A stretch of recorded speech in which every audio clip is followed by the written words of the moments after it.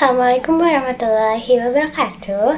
Let me introduce myself first. My name is Anissa Farah with ID number 231060008 from TBI3. Okay, today I will present a summary of part 1, Approach to Research from the book Doing Your Research Project. I will explain about the main research approach, their purpose, and their strengths and weakness. The goal is to give us a clear picture of how researchers choose methods that fit their question and context. Okay, to start with, research can be quantitative or qualitative. Quantitative research deals with numbers, measurements, and testing relationship between facts. It usually follows a structured design and aims for general conclusion. Qualitative research, on the other hand, focuses on people's perceptions and experiences instead of numbers. It looks at meanings.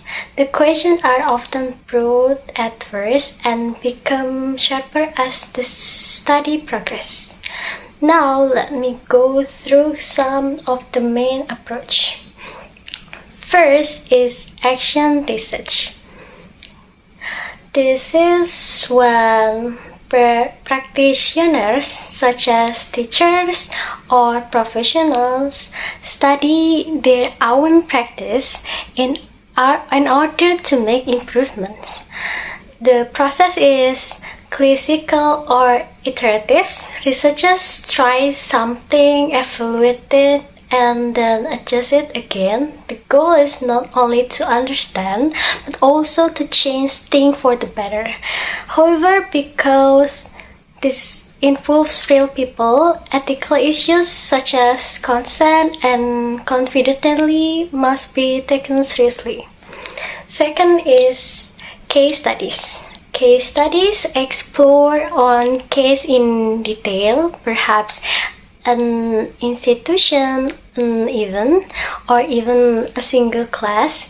This allows us to see unique process and context that may not be apparent in large surveys. The disadvantage is that it's difficult to generalize.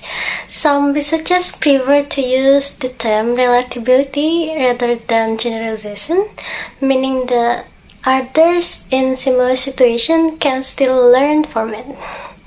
Third is survey research.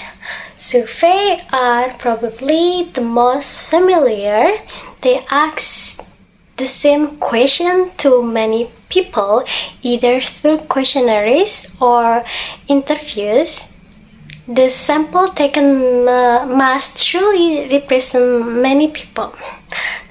Surveys are very good at answering what, when, and how, but less powerful for why. This requires in-depth qualitative analysis. Fourth is experimental research. Experiments attempt to establish cause and effect relationship, usually by comparing a control group with a group that receives treatment. For example, testing a new method against a traditional method. Also, powerful experiments in a social context can be difficult as human behavior is influenced by many factors. They can also raise ethical questions, especially when people are treated like variables. Fifth is ethnography. Ethnographic research involves immersing oneself in a community or culture, often through participatory observation. The goal is to understand people in the natural environment.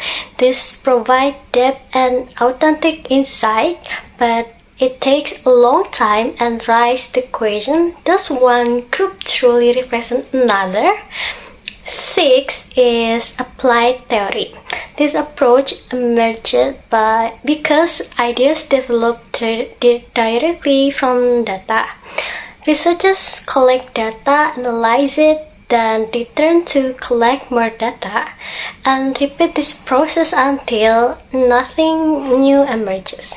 This stage is called saturation.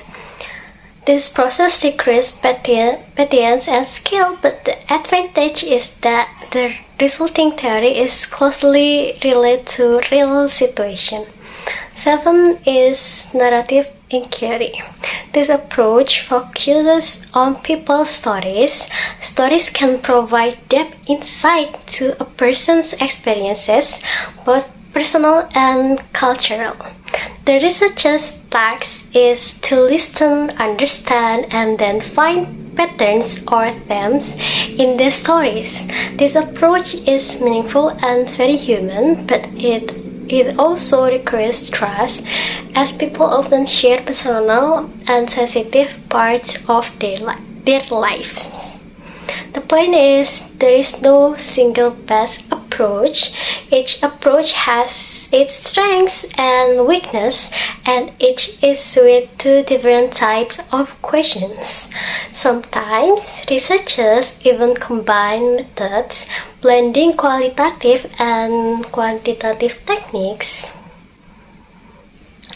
In short, choosing the right approach means matching it with your topic, your objective, and the type of data you need. And as we continue to read and practice research, understanding this approach will give us more confidence in deciding which path to take. That's all from me. Thank you very much for your attention. Wassalamualaikum warahmatullahi wabarakatuh.